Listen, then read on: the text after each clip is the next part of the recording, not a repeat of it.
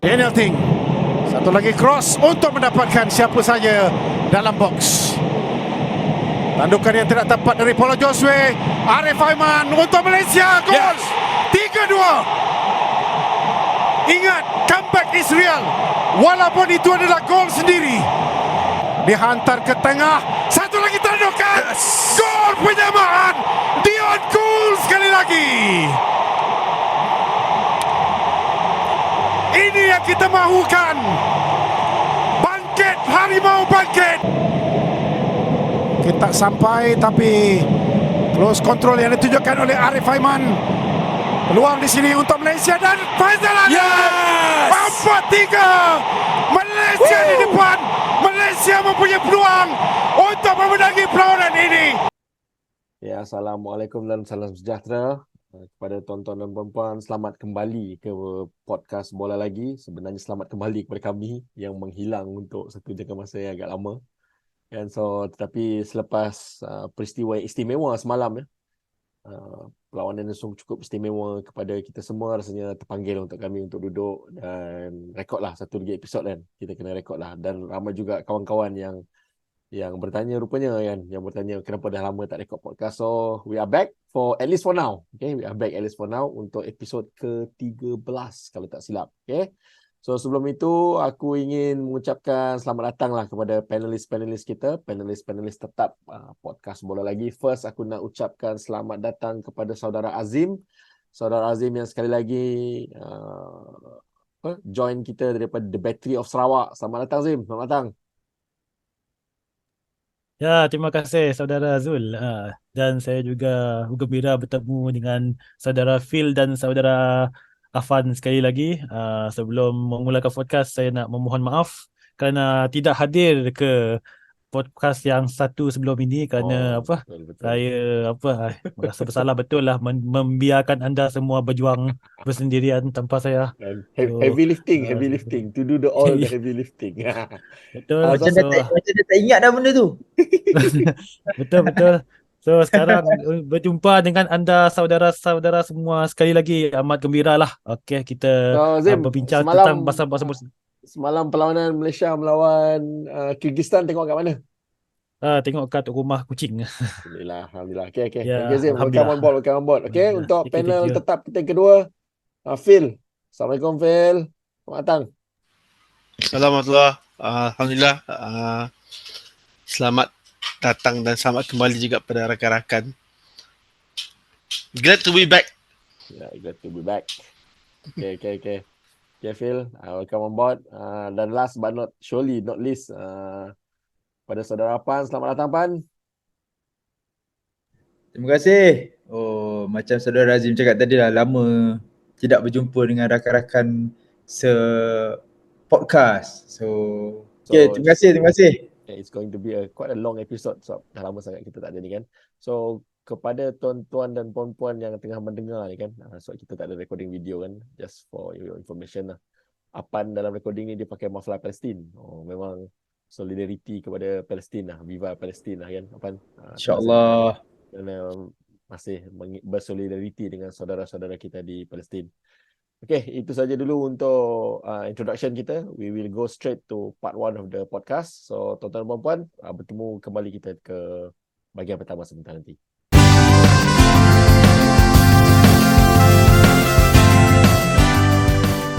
Okay, kembali kita ke bahagian pertama. Seperti yang aku sebut pada awal permulaan tadi, khususlah episod kali ini kita akan membincangkan khusus perlawanan istimewa yang berlaku malam tadi di antara Malaysia melawan Kyrgyzstan. Perlawanan pertama, peringkat kumpulan pusingan kedua kelaikan Piala Dunia 2026. Piala Dunia North America pada 2026 menemukan kita Malaysia pada ranking yang 137 melawan Kyrgyzstan yang malam tadi adalah sebelum melawan kita pada ranking 97 kalau tak silap aku. So konsisten lah persediaan kita untuk beberapa bulan ni. Lawan-lawan kita semua ranking-ranking yang sama, ada bawah 100 ataupun around 100 lah kan. So perlawanan malam tadi istimewa, berlangsung di Stadium Bukit Jalil. Stadium Bukit Jalil yang Padang telah berumur 3 bulan dah sekarang daripada tarikh Pesta Bola Merdeka itu. Sebulan daripada tarikh Pesta Bola Merdeka. Padang nampak elok lagi lah daripada perlawanan Pesta Bola Merdeka itu. So perlawanan berlangsung, seramai yang mendengar ni sah-sah lah, dah tahu keputusan kan. So kita datang ke sini nak dengar ulasan kami lah, kami punya review pendapat kami berkenaan perlawanan tersebut. So keputusan memihak kepada pasukan Harimau Melaya, anak-anak buah KPG menang perlawanan itu dengan jumlah jaringan 4-3, sangat dramatik. Gol kemenangan dijaringkan oleh Faizal Halim pada minit ke-96. 6 minit masa tambahan, dia skor pada minit 94 tak salah aku. Setelah kita ketinggalan 3-1 at one time, walaupun kita leading 1-0, that really shows true grit. Buat kata KPG pasal press conference tu DNA Harimau Melaya kan. So this is something yang menarik lah. Kita melawan dan akhirnya mendapat kemenangan. Okay, sebelum kita go into more detail, kita akan start dengan benda yang paling asas sekali lah. Pada pertama perlawanan malam tadi adalah kesebelasan utama. Okay Zim, aku nak tanya soalan ni kat kau dululah, kepada kau dulu Azim. Apa komen kau tentang first 11 yang KPG turun pada malam tadi Zim? Pada pendapat kau, kalau kau tengok first 11 yang dipilih oleh KPG tersebut kan, apa intent KPG, apa approach dia sama ada nak menyerang ke nak bertahan ke, apa yang kita dapat baca sebelum kick off dengan melihat first 11 tersebut Zim? Okay Zim. Okey, untuk kesebelasan utama Malaysia memain dengan formasi 3-4-3. So kita menggunakan 2 wing back untuk bermain di midfield untuk membantu serangan dan juga membantu defend yang berada 3 di belakang dan 3 di hadapan. So untuk pandangan saya, kita nampak first 11 ini offensif lah, nampak attacking minded. So kerana saya boleh melihat Brandon Gunn adalah seorang pemain yang both attacking dan defensif. Stuart Wilkin pula totally offensive. So kita nampak daripada formasi ini kita memang target untuk menyerang kerana kita nampak kita tidak ada menggunakan midfield yang defensive minded macam Afiq Fazail, Azam Aziz. So kita ternampak pemain ini berada di padang. So untuk kesebelasan utama pula ada juga ambil risiko sikit kerana kita memainkan Syarul Saad yang jarang bermain untuk JDT, tetapi kita memanggil dia untuk kesebelasan utama pasukan Malaysia. So untuk kesebelasan utama pasukan Malaysia, memang saya tak hairan kita bolos lebih kerana kita bermain ofensif lah. So mungkin target Kim Panggon, biar kita jaringkan banyak gol, tak apa kita dibolosi beberapa gol kerana dia target untuk menjaringkan gol sebenarnya. Ya, menarik.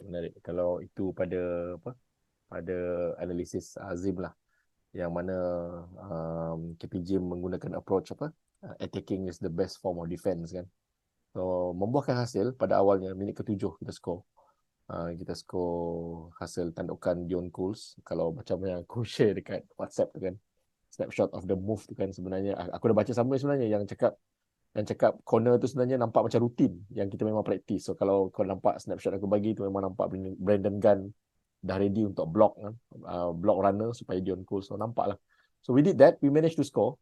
So attacking is the best form of defense, tapi kita tak ada kan, we are in attacking phase, we are in attacking third, tapi tak ada hasil kan. Aku pada pandangan aku lah, mungkin macam walaupun midfield yang kita turunkan malam tadi was Stuart Wilkin partner with Brandon Gunn kan. Aku nak tanya soalan ni kepada engkau lah, Fana. Walaupun midfield yang kita turunkan tu adalah Brandon Gunn dengan Stuart Wilkin, both of them are ball carrier, mampu untuk membawa bola ke depan kan. Tapi kenapa penglibatan diorang dua tu macam kurang kan? Betul tak apa yang aku nampak? Macam jarang bola tu sampai kat diorang dua, dan diorang dua jarang pass between each other. Kalau ada pun participation diorang is to close down. Tak ada serangan yang ada banyak pun sebenarnya daripada Syarul Saad yang akan crossfield pass kepada Bat Davis, crossfield pass kepada Corbin Ong kan. So apa komen kau terhadap midfield partnership kita ni, Pan? Aku rasa itu memang typical Harimau Melaya sekarang kot. Aku rasa untuk dua pemain tengah tu ia tidaklah memberi impact yang besar lah kepada pasukan negara, sebab kalau sebelum ni pun kita tengok memang pair untuk tengah ni selalunya bertukar-tukar. Dia tak ada yang tetap. So aku rasa memang taktikal ataupun cara serangan Harimau Melaya sekarang ni memang daripada bawah kita akan buka ke flank kita kan. Sebab ada Corbin Ong ataupun Matt Davis, dan dia akan open up kepada Ariq Aman dan Mickey. So aku rasa itu memang I think typical how Harimau Melaya bermain sekarang lah. Itu yang aku dapat lihat lah, sebab kita tak ada seorang pemain tengah yang tetap untuk mengemudi barisan tengah macam hantaran-hantaran macam Safir Rahim dululah. Itu yang aku dapat lihat lah setakat ni. So, pada pandangan kau, either kau feel lah, aku tanya feel lah soalan ni. Apa solution dia sebenarnya? Adakah kita memang, sebab kalau betul lah, ada few analysis yang kita baca kan, yang cakap lawan Kyrgyzstan boleh lah kot kan, sebab mudah sangat dibaca kan. And end of the day, kita menang game ni due to individual brilliance sebenarnya, Phil. Memang purely individual brilliance. Kira nasib lah sebenarnya kan.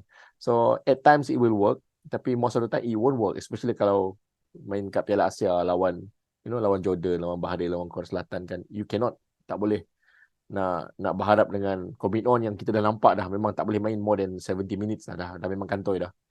Yang pancit dah tua kan, berumur. Matt Davis pun sama, solid tapi dia tak boleh main lama kan, Phil. So, apa solution ni sebenarnya, Phil, untuk bahagian tengah kita ni, Phil? Is Endrick and Jose is actually the solution. Tapi kalau if that's the solution, kenapa rasanya KPG tak turunkan, tak start dengan diorang dua sebenarnya, Phil? Okay, actually back kepada yang pemilihan 3 center back is quite interesting juga, because I thought that kalau Syarul Saada return, Dominic tak main kan. So the fact that dia main 3 center back tu, rasanya dia dah macam mana, Kipanggon dah prepare lah untuk korbankan midfield, because dia akan load the flank lah with Davis dengan Corbin Ong. Tapi yang mention about midfield kan, so to start dengan 3 main that style midfield, rasanya memang purposely Kim Panggon, tapi gayanya memang along the way tu kurang efektif, and hence the comment about komen keluar pasal individual brilliance semua kan. Tapi in a way separa betul lah. Nak cakap pasal individual brilliance pun, benda tu berlaku selepas Kim Panggon buat tactical change jugalah kan, especially on the midfield. So kalau Kim Panggon lah, let's say nak buat, let's say to me lah personally, kalau nak buat any changes or tweaking on the midfield, maybe kena back, kalau cari pure DM lah, Syamir Kuti alike lah, just to protect the backline lah, because Bendengan nampak gayanya kita tak deny lah dia punya contribution, tapi rasanya about time maybe in terms of kudrat dengan form pun dia kurang sikit. So kalau kita dapat letak seorang deep line playmaker, in fact since ada Afiq Fazail pun worth trying, tapi just that Kim Panggon tak tahulah, sebab dia tak pernah main all this friendlies before kan. So personally I would since if Afiq Fazail is there, it's worth putting Afiq Fazail lah, because after all dia memang playmaker pun dekat JDT kan. So kalau ada Afiq Fazail, kalau let's say kita main 4-3-3 lah, back to the normal Kim Panggon 4-3-3, is Afiq Fazail, Hendrik and Stu Wilkin lah. Joshua maybe kita kena simpan untuk the attacking punya department lah. Okay, faham. Tu Pan, sebenarnya soalan pangkap tu Pan, nak pancing dia sebut Syamir Kuti dia sebenarnya Pan. Nasib baik Phil tak sebut Azam Aziz Pan. Itu soalan pancing sebenarnya. Okay, so we've talked about we've talked about our midfield, we've talked about our setup. Okay, kita simpan dulu pasal Mickey dan Arif Aiman ke tepi dulu. Okay, nanti kita borak pasal tu. Aku nak sentuh sikit pasal Shihan sebenarnya, pasal defense kita. Okay, defense kita dan Shihan. So, kita memang tahu daripada perlawanan friendly sebelum ni, kita punya defense very, very shaky sebenarnya. Kalau kita nak compare imbalance kan, attacking kita sangat potent, attacking kita sangat tajam, tapi defense kita very shaky. Dicampur pula dengan keeper tu kan. Kau rasa, Azim, soalan ni untuk kau Azim, Shihan ni sebelum dia ke JDT, masa dia di Negeri Sembilan tu memang nampak class above everyone else kan. Memang power kan. That's why dia dapat national call up, dia pengganti Farizal Malias, dapat that bumper contract to move to JDT kan. Possible tak sebenarnya Shihan ni, since dia main kat JDT, dia dah jarang berhadapan dengan threat kan, sebab JDT sangat solid kan, midfield boleh cover, defend memang boleh defend, so dia tak berhadapan dengan threat. Possible tak sebenarnya apa yang jadi untuk Shihan malam tadi, buat mistake, sebelum ni pun buat mistake, sebab yalah dah jarang kan, dah jarang kena test. Apa komen kau Zim terhadap Shihan ni Zim? Okey, komen saya terhadap Shihan, bagi saya bermain untuk Malaysia dan bermain untuk JDT adalah dua pengalaman berbeza ya. Dan untuk JDT saya setuju ya, kita punya JDT punya coach set up dan juga defend bermain mungkin lebih mantap lah dengan Jody Amat di memacu di pertahanan, dan di Malaysia pula Dion Cools yang memacu, tetapi buat masa ni kita kena terima hakikat ya, Dominic Tan pun tak on form, dan Syarul Saad baru dipanggil bermain untuk Malaysia selepas kecederaan yang agak lama lah. So, dan ditambah lagi dengan masalah Syarul Saad jarang bermain untuk JDT, so ini agak membuat pertahanan Malaysia tidak seperti dahulu lah, yang mana jarang dibolosi dengan lagipun bagi saya Shihan ini dia dipilih untuk Malaysia sebab dia next Next in line. to Farizal lah ya, to Farizal lah. Dulu Farizal pun kerap buat mistake, so Shihan step up kan. So saya rasa untuk keeper Malaysia sekarang ini memang kalau mereka on form pun mereka akan berhadapan dengan mental crisis jugalah, sebab tekanan untuk main negara lebih besar sebenarnya berbanding tekanan untuk main dengan kelab. Walaupun JDT tu main untuk ACL, Malaysia kalau bermain untuk Malaysia di Sukan C pun ataupun AFF sama je, tekanan dia lebih besar. So saya rasa benda itu yang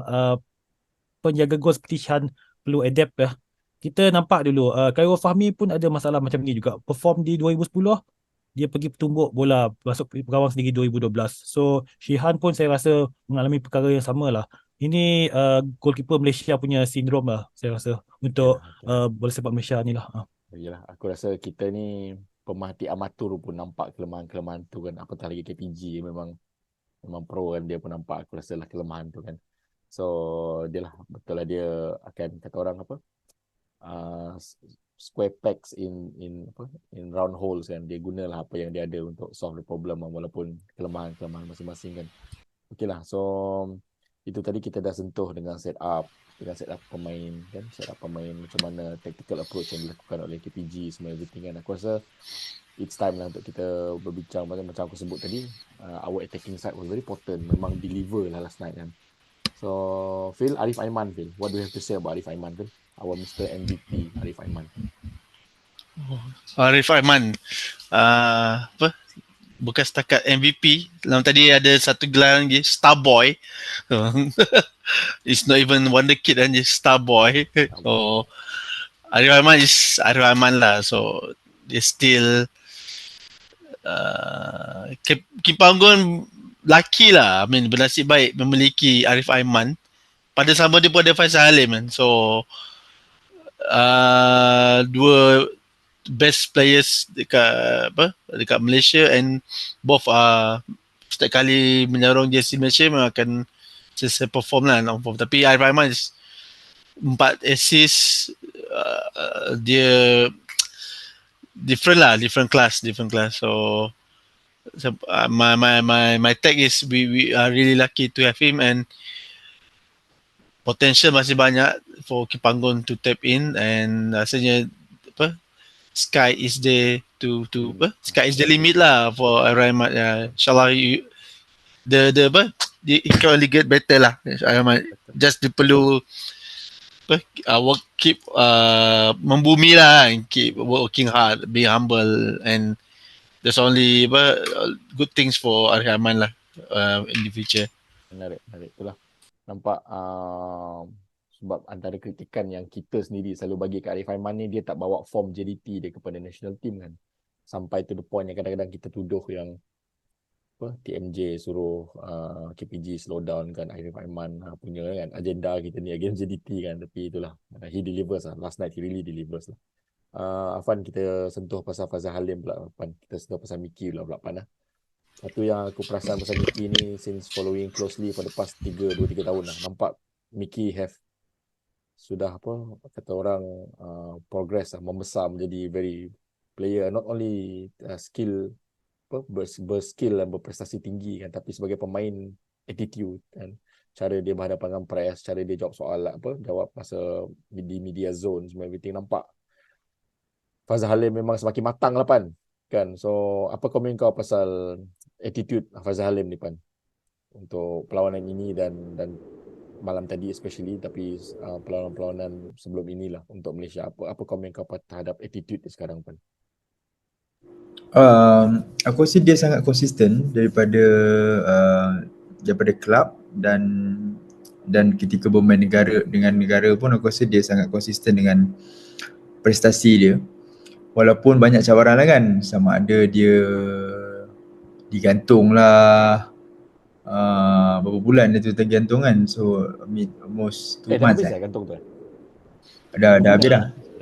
And kita punya concern tu, pergantungan tu akan mengganggu form untuk Harum Melaya kan. So but somehow bila bergantung, bila main club terus score kan. So tak ada masalah lah. Tapi untuk yang menarik untuk game yang ni, dia dah tak main dalam sebulan lebih, almost 2 months.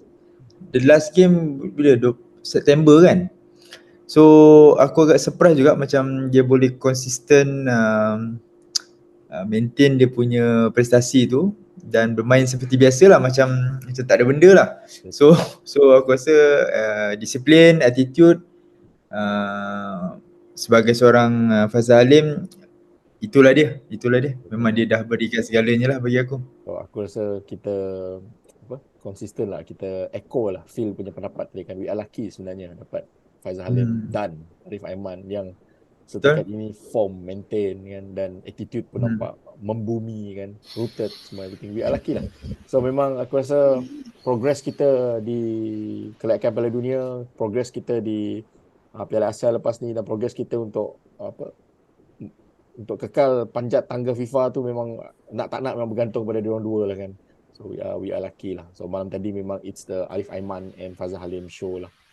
Memang gol yang, kalau aku nak tambah gol keempat, gol kemenangan tu, memang kalau perhati semua angle yang ada, banyak orang share dekat TikTok, dekat Instagram, macam-macam angle gol tu, kita nampak memang the final pass Arif Aiman buat dekat Fazal Halim tu memang menunjukkan persefahaman diorang dua kan. So we are lucky there lah. We are lucky there yang then bila tambah sikit on Fazal Halim, so okay, apart from him being very influential on the pitch, Zul mentioned about his attitude kan, dia punya mentality kan. So sebenarnya Fazal Halim, I think in the background is one of the dressing room leader lah kan, in terms of stepping up. Kalau dari segi interview pun macam dia nampak gaya dia macam jadi suara para pemain lah kan. So since Fazal Halim is a bit senior than Arif Aiman kan, so few years senior, so Arif Aiman sebenarnya ada seorang yang depan dia je pun seorang idola or someone to role model to follow kan, just nak lagi step up lagi untuk another level. Kita dah selesai berbincang secara detail berkenaan dengan pemain-pemain, approach yang aku rasa kita kena bagi sedikit ruang lah untuk kita ulas sedikit pasal perlawanan tu secara khusus lah, perlawanan secara khusus kan. Kita macam aku sebut tadi, gol pertama tu datang daripada corner kan, yang nampak macam rutin, tapi kalau kita lihat kan, towards the end of the first half, minit ke-35, minit ke-40 macam tu kan Afan, kalau aku nak minta pendapat kau Lapan, minit ke-35 ke-40 tu nampak macam kita hilang arah kan, kita tak tahu apa nak buat, nampak macam buang bola, attack pun tak ada kan. So pada pendapat kau, kat mana silapnya sebenarnya yang lead to not only gol penyamaan Kyrgyzstan, gol kedua Kyrgyzstan dan gol ketiga Kyrgyzstan pada awal separuh masa kedua tu. Apa yang menyumbang kepada keadaan tu, padahal we are on the ascendancy daripada apa, kita tengah mencanak naik kan performance kita daripada tube whistle pertama kan. Kat mana silap sebenarnya tu, Pan? Aku rasa totally kita macam, sebab kita dalam attacking mode kan, macam yang Azim cakap awal tadi tu. Aku rasa bila kita dalam that mode menyerang tu, aku rasa memang bila kita ada sedikit kelalaian ataupun sedikit kesilapan, dan kita akan terus dihukum lah. Dan kita memang tahu pun kelemahan kita memang bila kita kena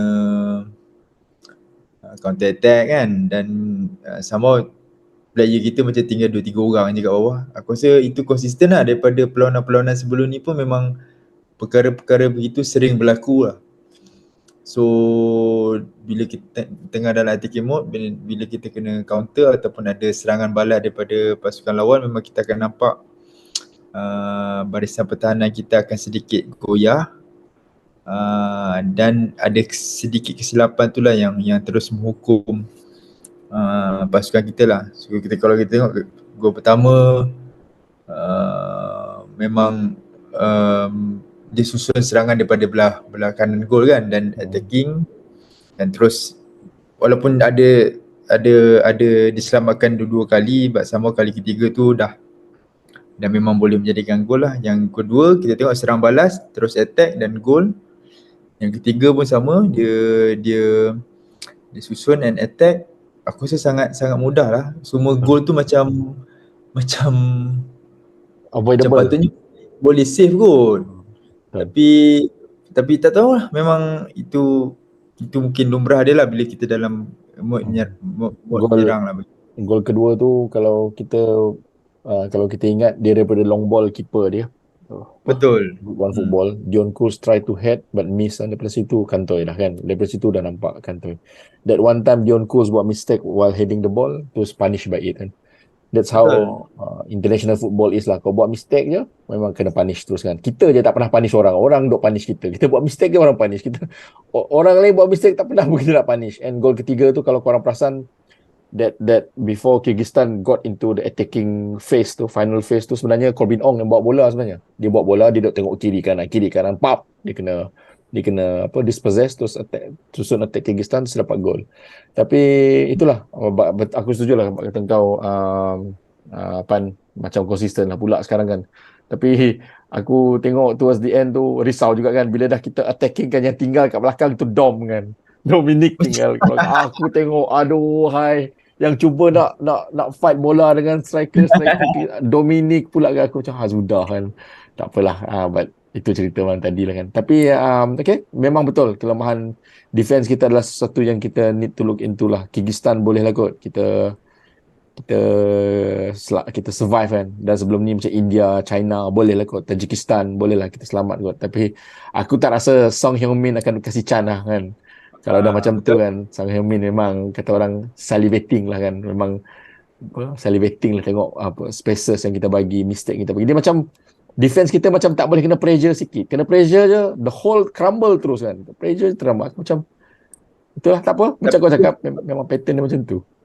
Untuk tambah kau tu tadi, bila kau cakap macam kita je selalu kena hukum kan, yang bila orang buat silap kita tak hukum, macam Paulo Joso kan, dia dapat peluang which is sepatutnya dia convert lah, dia menghukum, tapi sama macam itulah. Macam itulah, memang selalu macam itulah. Kita suka ambil jalan yang sedikit sukar, tapi sama kita boleh convert lah. Cuma bila on the defensive side, memang kita akan ada masalah tu lah. Kita tahu dia sebenarnya ada elemen nasib sebenarnya kan dalam, walaupun kita end of the day tu kita menang kan, kita prevail kan, tapi kita tahu ada elemen nasib kat situ. Tapi Azim, kredit kepada KPG lah Azim, the moment Kyrgyzstan score 3 gol tu, kau nampak 3 orang player dia hantar to do substitution kan.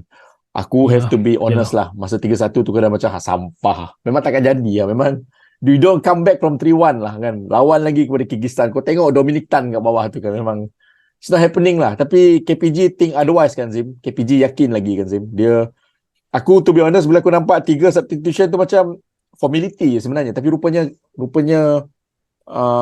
KPG nampak Kim Panggon nampak to unlock Arif Aiman for the rest of the game tu, dia hantar Paulo Jose dengan Endrick kan to replace our midfield kan. So kudos kepada KPG dan nampak. Tapi sebenarnya Zim, pada pendapat kau Zim, apa yang Endrick dan Paulo Jose buat sebenarnya yang mengubah sangat sampai kita dapat orang cakap unleash kan, kita dapat unleash Arif Aiman kan. Apa sumbangan Endrick dan Paulo Jose sebenarnya Zim? Okey, kalau nak dibezakan dengan sumbangan itu Stu Wilkin dan juga Bellingham, saya nampak lah, okay, of course lah, fresh leg lah yang dibawa oleh Endrick dan Paulo Jose, dan of course lebih tendang dan lebih tenang dengan bola, dan juga yang saya nampak mereka lebih kepada macam mana ni cakap lebih kepada Beratur lah. mengatur serangan untuk Faizal Halim dan juga Arif Aiman lah. So dengan Akia juga masuk kan, betul Mayat. so kembalilah 3 selangkah itu ya, yang boleh ketiga-tiga menjadikan gol. So pada saya untuk membawa impact yang besar, saya tak nampak Paulo Jose dan Endrick, tapi saya nampak cuma membawa fresh leg sajalah, dan juga membuka Faizal dengan Akia dan juga Arif Aiman lah. Lain daripada tu saya tak nampak impact besar-besar mana lah. Okay. So secara berlapiknya Azim cakap tak banyak sangat lah improvement yang Paulo Jose dengan Endrick bawa. Madyat yang power sebenarnya dalam cerita ni kan Zim kan? So betul lah, apa yang amatan Azim tu, aku rasa memang selepas kemasukan substitution dilakukan tu memang Akia dan Faizal Halim dan Mickey dan Arif Aiman memang nampak lebih bebas dan Matt Davis dan Corbin pun nampak banyak naik ke atas kan.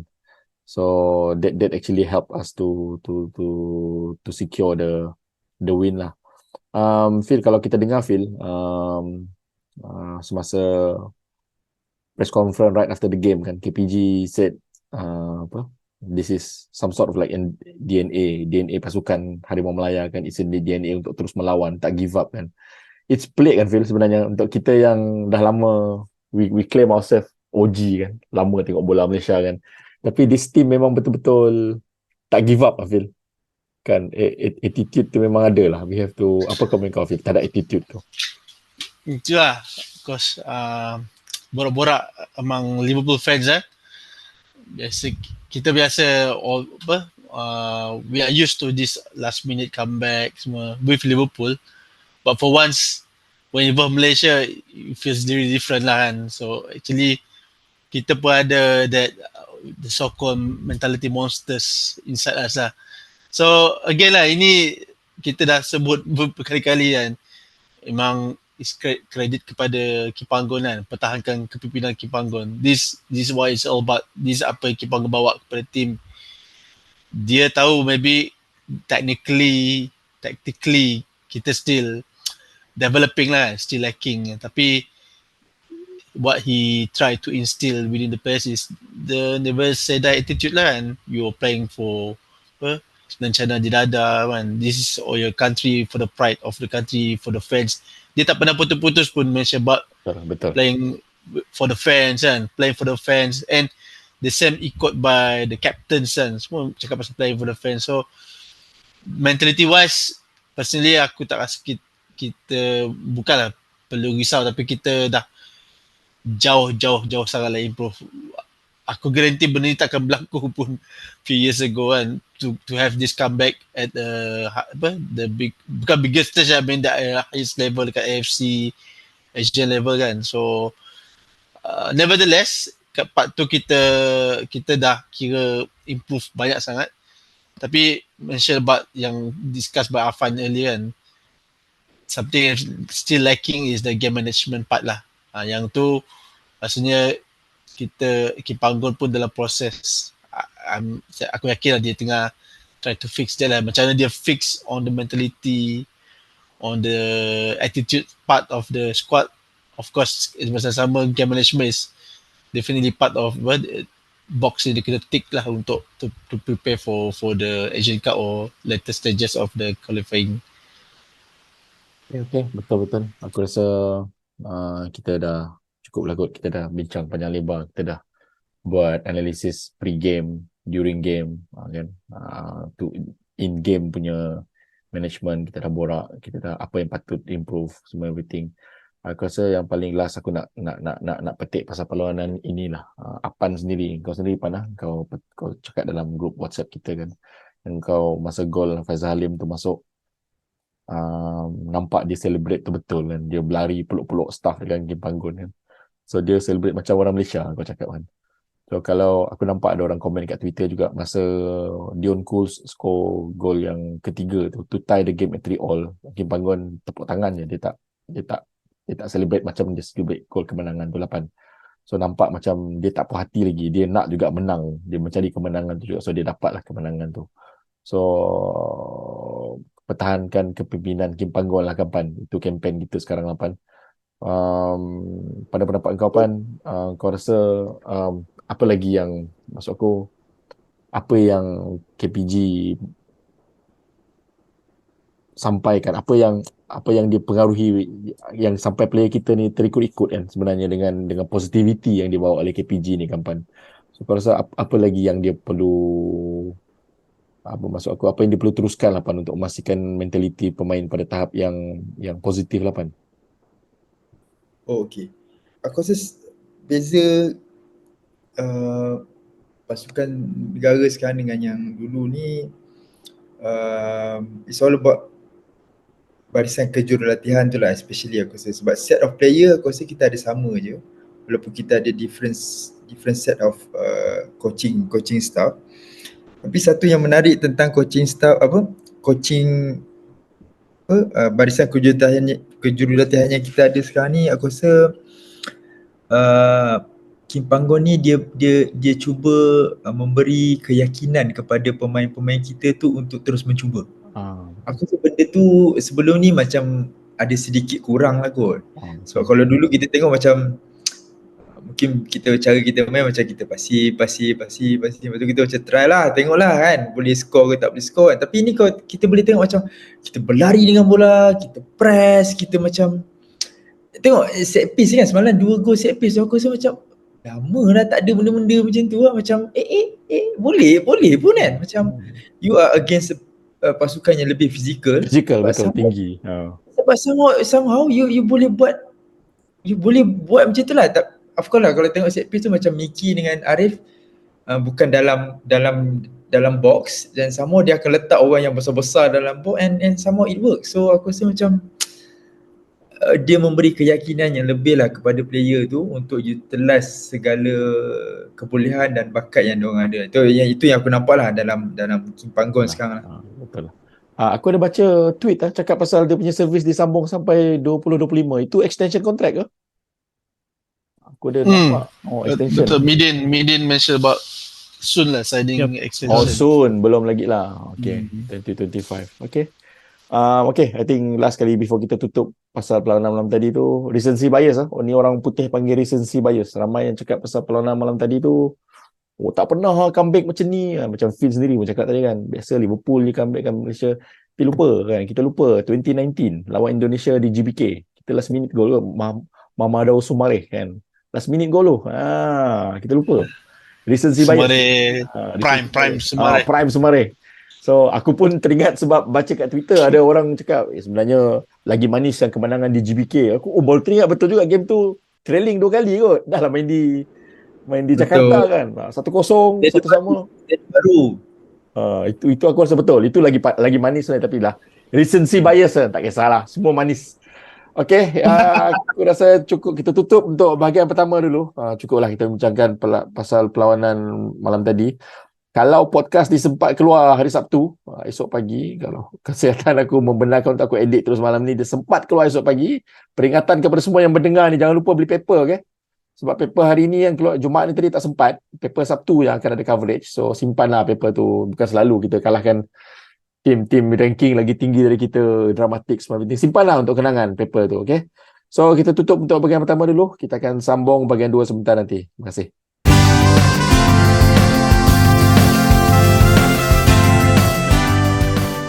Okay, kita kembali ke bahagian kedua, tuan-tuan dan puan-puan. Sebagai peringatan sekali lagi, seperti aku plug aku biasa buat lah. Boleh lagi, boleh didengar di YouTube dan juga podcast di Spotify dan Apple Podcast. Boleh dengar di ketiga channel tersebut.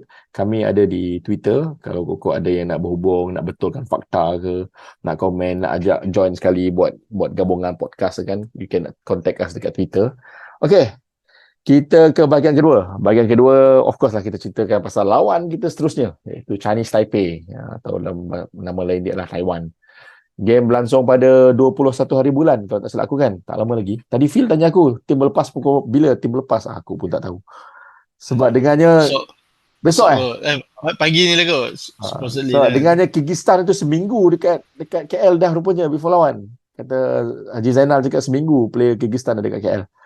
So Chinese Taipei, aku rasa Chinese Taipei ni agak frequent kan kita lawan sebenarnya. Tapi aku sebenarnya agak confident Chinese Taipei ni memang kita dapat 6 poin. 3 poin sana, 3 poin ni. Tapi suddenly semalam masa press conference tu, Kim Panggon cakap Chinese Taipei ni satu lawan yang susah. Aku dah ya ke lawan yang susah ke? And then KPG sambung lagi, dia cakap, kalau kita tak menang di Taiwan nanti pada 21 hari bulan, kita tak ada hak untuk main di round ketiga. That is how important that game lah. Walaupun pada kita ya Zim, asalnya masa kita tengok jadual tu Zim, ni 6 pointer ni Taiwan ni kan. Tapi rupanya KPG cakap macam tu kan, which is quite true. Kalau kita tak menang di Taiwan, so kita tak ada hak untuk main di round ketiga kan. Okay Zim, apa perubahan, apa kau rasa yang kita perlu ubah ataupun yang kita perlu kekalkan? Apa approach yang KPG perlu buat Zim untuk melawan Taiwan selepas ini Zim? Okay, saya setuju dengan KPG sebenarnya ya, yang Taiwan bukan lawan yang mudah ya, kerana berdasarkan rekod pertemuan 5 kali kita bertemu, kita tewas 3 kali, kita menang 2 kali ya. So memang lawan yang serius. Saya memahami. Ya, kita tewas 3 kali. So untuk bertemu dengan Taipei, saya rasa kita patut kembali ke formasi 4-3-3 ya, dan menggunakan defensive midfielder macam Afiq Fazail ya. Dan kita kena kembalikan 4 defender yang main, iaitu Kobin Ong, Kus, Syahrul Saad dan juga Matthew Davis ya. Ya, Matt Davis ya. So yang lain kita kekalkan lah. Untuk untuk midfielder pula kita patut kekalkan macam Brandon Gunn dan juga Paulo Hozu atau Hendrik di tengah, ataupun dia boleh menggunakan siapa lagi tu, macam Afiq Fazail tu kena ada lah untuk defensive midfielder. So untuk memastikan kestabilan di midfield lah. Yang lain saya rasa semua maintain je lah. Shihan maintain je. Sepatutnya Shihan, kita buat masa ni keeper terbaik adalah dia. So dia sepatutnya mengubah lah untuk jangan mudah gugup lah, dan melepaskan melepaskan peluang, memberi pihak lawan menghukum pasukan Malaysia. Itu yang kita patut Syihad elakkan lah ya. So itu pendapat saya. Okay lah, so not that much changes lah kan. Why should you, kata orang putih juga, fix break the wheel and fix something that ain't broken, orang putih cakap kan. So menarik Afil. Azim nak kekalkan Brandon Afil. Walaupun kita secara halus kan, jodoh halus kita cuba cakap Brandon Gunn ni dah tak boleh main untuk first 11. Azim masih suka Brandon Gunn. Okay, menarik. Korang ada sempat tengok tak Oman ini highlights ke, Oman lawan Chinese Taipei ni, lawan Taiwan ni? Nampak highlight mana-mana tak game ni? Tak nampak. Memang tak ada highlight. Apa result lah Oman dengan Taiwan? 3-0 Oman menang. Oman. 3-0. Tadi dekat YouTube memang tak ada dia punya replay. Okay. Game halftime leading 2-0 and they add last minute goal 92nd minute for 3-0. So mungkin Kipanggon ada point jugalah sebenarnya. It's quite tough nut to crack jugalah sebenarnya Chinese Taipei. Yalah, dan kalau dalam keadaan kita ni kan, penyokong di Malaysia pun ramai tengah puji-puji kan, akan membuatkan player rasa apa? Best lah, kena puji kan, kena lambung kan. Up sikit lah. Rasa up kan. So up tu yang boleh buat overconfident. Tak terkejut langsung aku kalau keputusan negatif di Taiwan. Macam tak biasa kan. Okay, tak apalah. InsyaAllah kita akan kita doakanlah perlawanan tersebut akan berlangsung dengan memberi game yang positif lah. Untuk apa kau rasa yang kau cuba tengok kan? Ada apa-apa tak yang kau rasa yang kau nak lihat improvement lah di Taiwan nanti? Ada apa-apa area yang kau rasa yang kau harap diimprovekan untuk mencerahkan lagi peluang kita untuk mengkekalkan rekod 100% kemenangan ni? Satu je aku nak tengok kemenangan kepada pasukan yang berada di ranking bawah kan. Aku rasa itu satu benda yang bagi aku wajib lah ataupun given. Kena menang. Jadi siapa ni yang masa Adi Zakon rembat daripada jauh tu, is it the same team? Betul. The same thing. Lawa beb, bolu. Tekebau San. Lepas dia gol tu semua free kick dia nak ambil lepas tu. So kalau masa tu pun boleh, takkan sekarang. Fair enough. Okay. Aku rasa boleh. So game 21 hari bulan pukul 7 tak aku awal game tu. So tersilap aku Kyrgyzstan main lambat lagi. So kita ada peluang untuk merajai kumpulan kita lah seketika kalau kita menang. Kalau kita menang lah Phil. So berapa scoreline Phil kau rasa di Taiwan nanti? I'll take any win sebenarnya. 1-0 pun okey asalkan 1-0 deflect pun okey kan. Asalkan 3 mata lah. 6 pointers with Chinese Taipei ni. Kalau tak dapat 6 points on Chinese Taipei, sebab kata Kipanggon kan, lupakanlah third round. Kita tak selayaknya bermain kat third round. Betul. So sounds quite arrogant. harsh, tapi that's the reality kan. Betul. Aku sebenarnya ada masalah semalam. Anak-anak aku tanya kan, Daddy, kita masuk World Cup ke Daddy? Aku tak tahu berapa banyak tim ni. Cerita lagi kan. Aku cakap dia orang tak apa. Settlekan dulu ni. Settlekan group stage dulu baru kita cakap pasal third round kan. Settlekan ni dulu kan. So, insyaAllah kalau kita boleh menang. So, mana tahu kan rezeki kita menang and Kyrgyzstan buat magic pula lawan Oman kan. Who knows kan. So perlawanan tu nanti kita semua ada cakap-cakap yang cuba mempromosikan supaya ada giant screen buat dekat dataran mereka sebenarnya. Apart from giant screen yang KBS banyak buat kan. So ada panggilan lah untuk mengumpulkan supaya kita dapat kumpul di stadium mereka 21 bulan. Tengoklah macam mana. Tapi apa-apa hal pun come 21st tu, aku harap kita semua pendengar rakyat Malaysia bagi sokongan lah. Pukul 7 tu kebiasaannya kebanyakan kita ni on the way balik daripada office kan. So memang tengok dekat Astro on the go lah ramai kita ni. Tapi tak apa, kita berikan sokongan insyaAllah. Kalau tengok the form that we are in, tak ada masalah untuk kita selesaikan Taiwan ni tadi. Fan, lepas ni bila main lagi Fan ke terus Piala Asia lepas ni? Tak ada lagi dah? Aku rasa Piala Asia lah lepas ni. Even friendly window pun tak ada dah?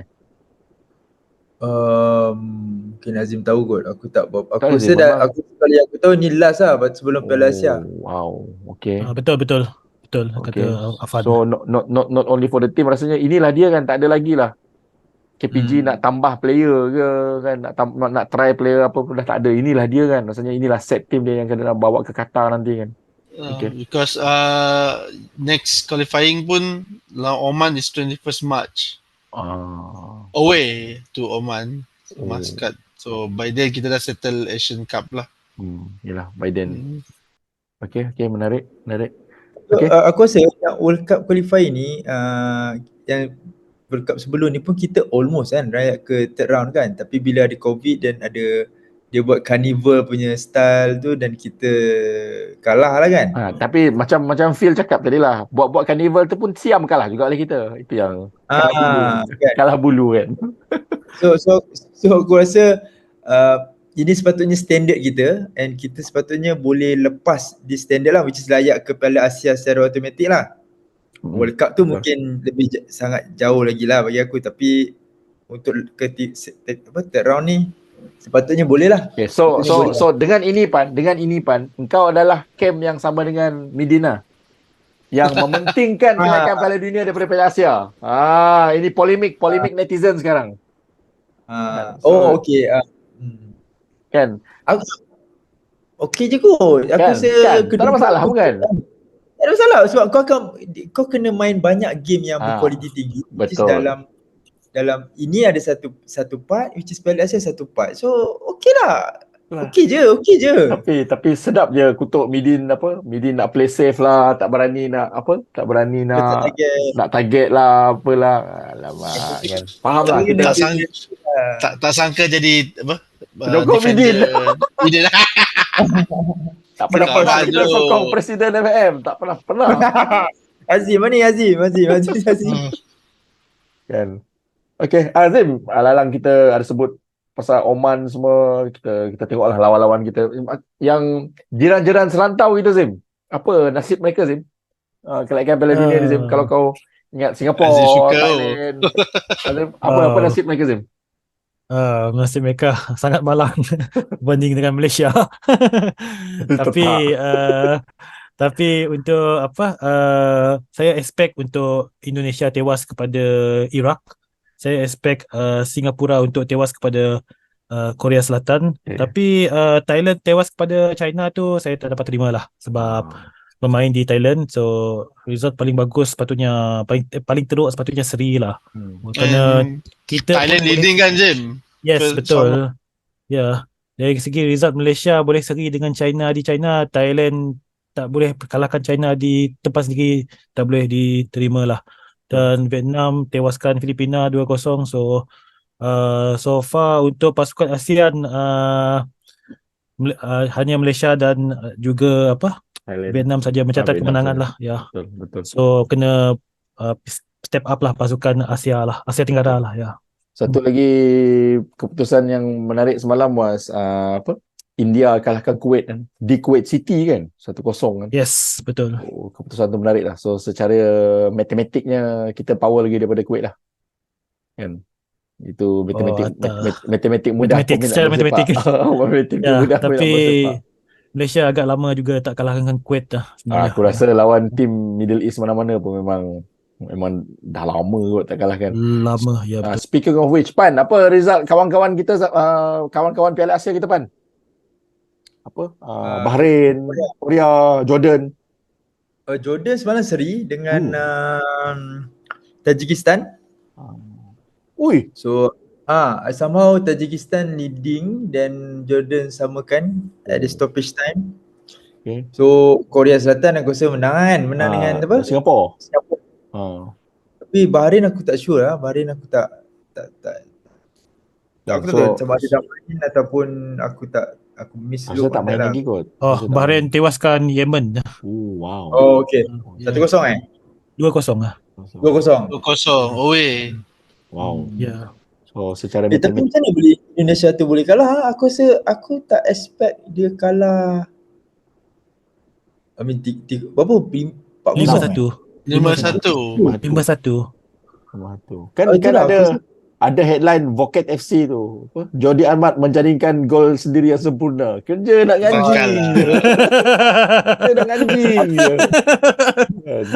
Aku tak rasa dia boleh kalah macam tu lah. Something wrong lah. Aku tak tahu lah, tapi tak tahulah kan. Tak tahulah. So kita ni ialah seronok-seronok juga kita dengan tim Malaysia ni menang semua everything kan. Kita pun nak tengok serumpun kita sama-sama maju kan. Walaupun kita suka bergurau kan tengok keputusan kawan jiran-jiran, adik-beradik yang lain kan. Okay, tak apa. So aku rasa itu sajalah kot. Kita nak berbincang pasal harapan kita untuk perlawanan melawan Taiwan selepas ni, dan kita cuba reki-reki lah, kita tengok keputusan-keputusan lawan-lawan kita di Piala Asia nanti. Kita reki keputusan-keputusan jiran-jiran tetangga kita, sebab end of the day memang the most important tournament in our generation, Piala Asia ni tadi kan. Itu tidak lari daripada kita punya fokus kan. Walaupun kita ni camp Hamidin kan, yang mementingkan juga Piala Dunia kelaikan kan. Tapi Piala Asia still remains as the most important football tournament of our generation. So setakat ini plan kita since since kita layak hari tu, betul lah, harapnya plan dia kita akan peak pada masa yang betul lah, tak nak peak sekarang nanti masa tu nanti kantoi kan, insyaAllah lah kan, itu harapan kita. Okey, aku rasa itu saja untuk bahagian kedua ni yang kita membincangkan keputusan-keputusan perlawanan lain, dan kita akan bertemu semula pada bahagian ketiga.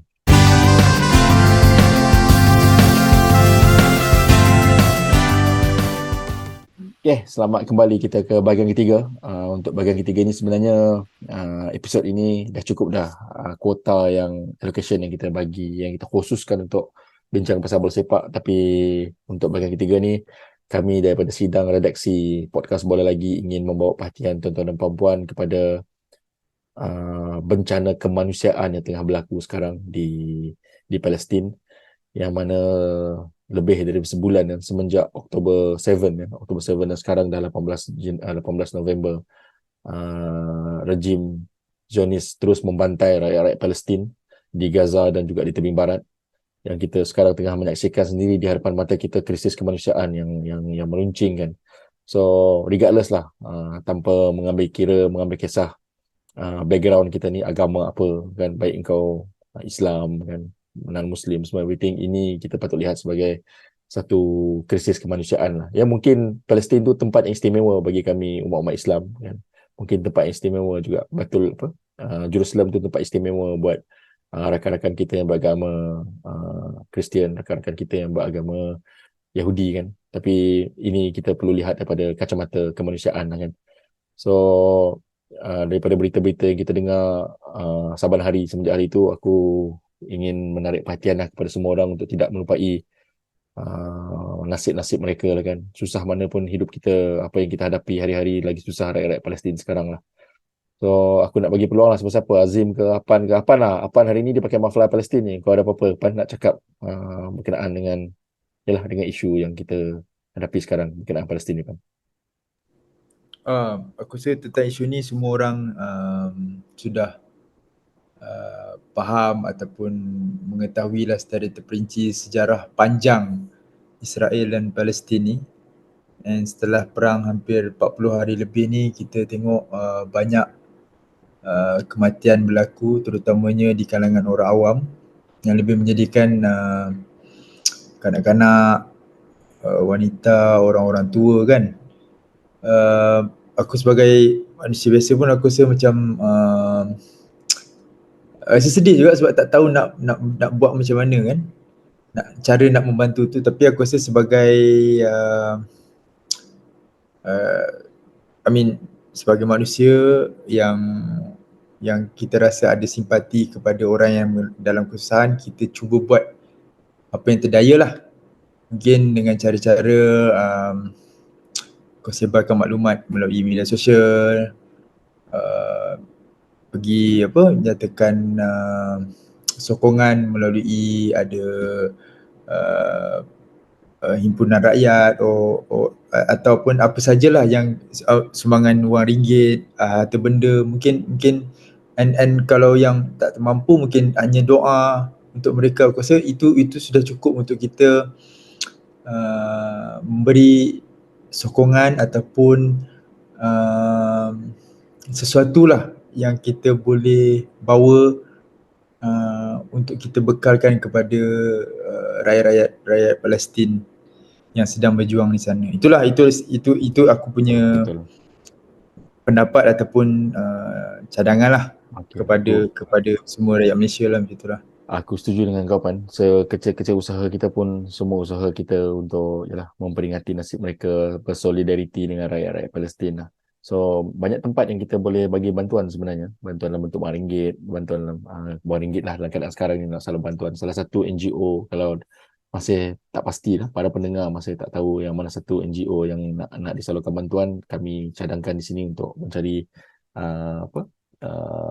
Cinta Gaza Malaysia, satu NGO yang memang antara yang terkehadapan lah membantu nasib-nasib rakyat Palestin di sana kan. So kita boleh salurkan bantuan kepada mereka lah. Okey, insyaAllah kita semua harap sekelumit sekecil-kecil usaha kita ini akan dibalas menjadi dibalas Tuhan di masa hadapan, insyaAllah kan. Okey, aku rasa cukup untuk itu kali ini. Dan sambil-sambil kita menyokong dan meneruskan sokongan kepada pasukan Harimau Melaya, janganlah kita lupa dengan kesengsaraan dan nasib yang menerima saudara-saudara kita di bumi Palestin. Selain daripada NGO Cinta Gaza tadi, ada satu lagi NGO yang kami ingin cadangkan di sini, iaitu NGO MyCare. So kedua-dua NGO ini, MyCare dan Cinta Gaza, tuan-tuan dan puan-puan boleh carilah di social media untuk mengetahui bagaimana kita ingin sampaikan bantuan kepada mereka, ya. Okey, aku akhiri rakaman episod kali ini dengan ucapan bola sepak kita, wajah kita.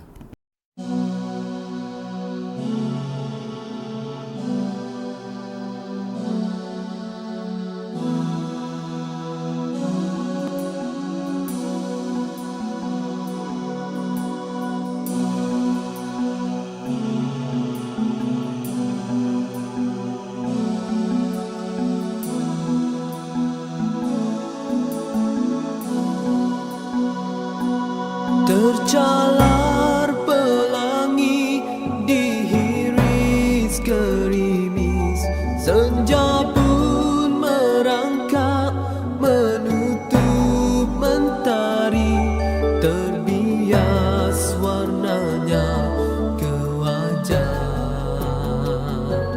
Lagu kedamaian tiada kedengaran, bumi yang mereka disirami darah, kemelut melanda tiada kesudahan, kemusnahan bermaharajalela yang lemah menjadi mangsa. Anak-anak kecil menggoncangkan ibunya yang lemah lenglai, tak lagi